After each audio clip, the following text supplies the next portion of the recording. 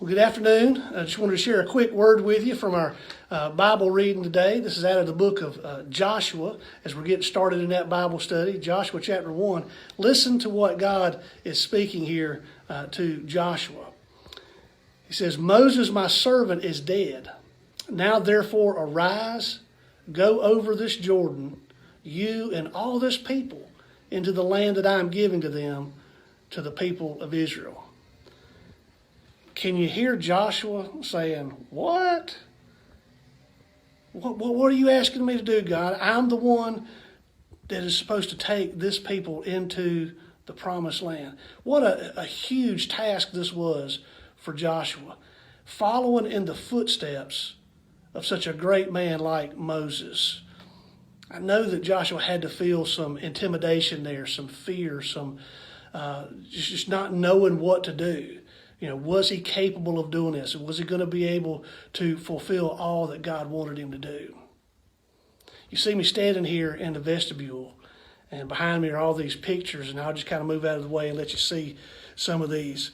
Pictures of some of the great men of God who have served over the years throughout Ebenezer's history. And I can remember the first time that I walked in to the sanctuary here at Ebenezer with the pastor search committee. And of course I got to walk right past this wall, and I saw all these pictures of these great men of God. I've seen pictures like that of Reverend Frank Hay. I've seen Joe Joyner's picture, John Patrick's picture. And I thought to myself, God, how in the world do you expect me to be able to lead this people? It was intimidating. It was a little bit scary. But just like for Joshua, it was a tremendous opportunity for God to use him to fulfill God's promise to his people. And listen to the promises that God shares with Joshua, because Joshua wasn't going to have to do this by himself. God tells Joshua in verse 3, every place that the sole of your foot will tread upon, I have given to you, just as I promised to Moses. So all of the promises that God had made to Moses, God is letting Joshua know those promises are still good for you. And we read on later in verse 5, God says again, just as I was with Moses, so I will be with you. I will not leave you or forsake you. So God promised to be with him just like it was with Moses. And that had to be a great encouragement to Joshua to be able to lead the people. Now listen to these promises, because these are fantastic and it's something that we need to think about. God tells Joshua in verse 6, he says, be strong and courageous, for you shall cause this people to inherit the land that I swore to their fathers to give them. Only be strong and very courageous. And then we read it again in verse 9. Have I not commanded you? Be strong and courageous.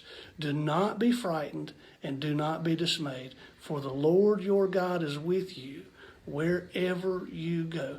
What an incredible promise God gave to Joshua. Joshua didn't have to go this alone. It was a huge task, a lot of responsibility, but God was going to be with him every step of the way. Joshua didn't have to live in fear, but he could live in faith. And that's something I think important for all of us to remember, especially right now, the times that we're going through. We don't have to live in fear, but we can live in faith. God is with us, just like he promised to be with Moses, just like he promised to be with Joshua. God is with us. We don't have to live in fear, but we can be strong and very courageous. The task ahead is huge. What we're going through is difficult, but we go through it in faith, walking with God, knowing he's leading us and empowering us to be able to do all he's called us to do. So let that be a word of encouragement to you today. I love you. I look forward to talking to you again soon.